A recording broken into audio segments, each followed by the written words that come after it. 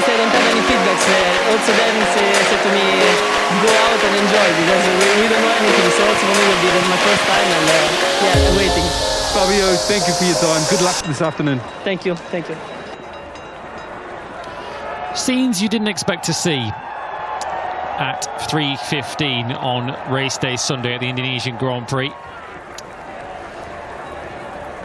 The entire pit lane is giving this lady an audience here. Well, to be honest, let's hope this works. Apparently this is a local rain ritual. Desperate times and all banish that. away these clouds. Let's hope this lady's efforts pay off, because we all want to see a MotoGP race take place here in Indonesia.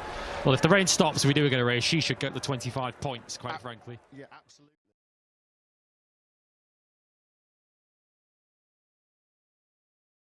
Falling, but it has eased off.